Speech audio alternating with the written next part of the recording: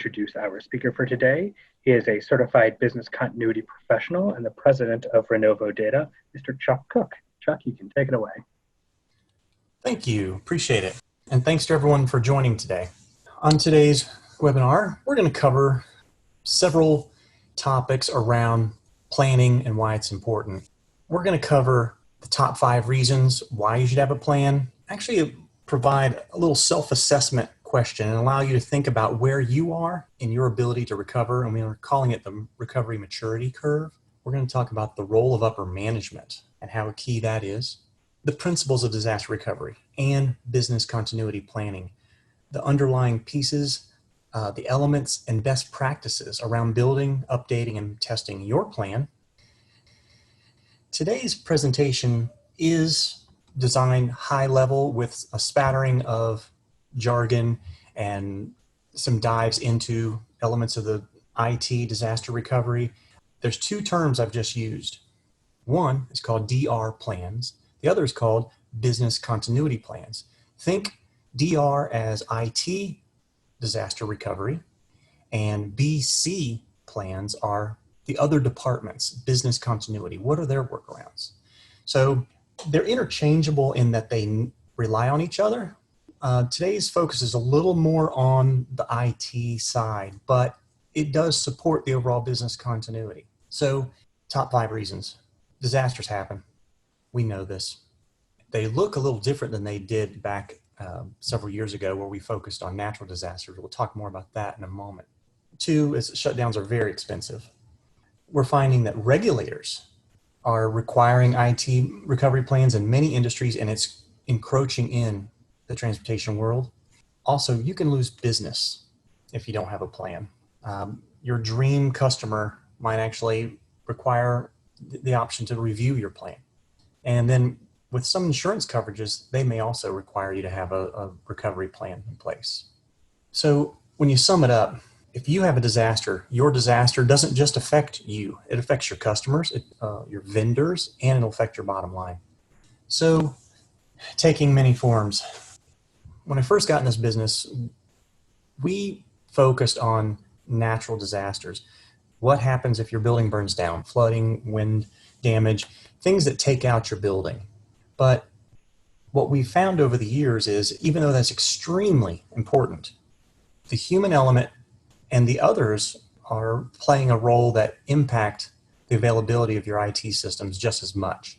So human element, whether it's an accidental data corruption or deletion, or if there's a bad actor who's infiltrated your network and is destroying data and holding you for ransom. And that's where the cyber threats come in, when the bad actors are deploying tools to damage you, damage your network and damage your data. And that affects your ability to serve your customers. So now let's talk about another aspect. There's man-made accidents. There could be a terrible train wreck, chemical spill, some other calamity. But what about pandemics? We've all heard about COVID-19, right? For those of you who are still in business and had to jump and create workaround procedures, buy tools, you are living business continuity right now. Now all you got to do is document what you've done. But any of these pieces of the puzzle can render your business to be unavailable. And that's simply because we're so data dependent these days. Going into the recovery maturity curve, the slide can look a little busy at first, but that big yellow line, as it swoops higher and goes to the right, the higher the line is, the higher the likelihood you're going to recover.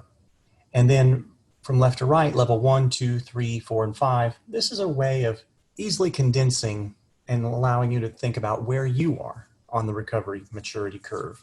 So believe it or not, businesses of all sizes are still running in that level 1 ad hoc type of scenario where they do have some backups, but maybe it's just this little manual process and someone's supposed to take it home at night, and they don't really have a recovery plan because they think their backup disk is their recovery plan.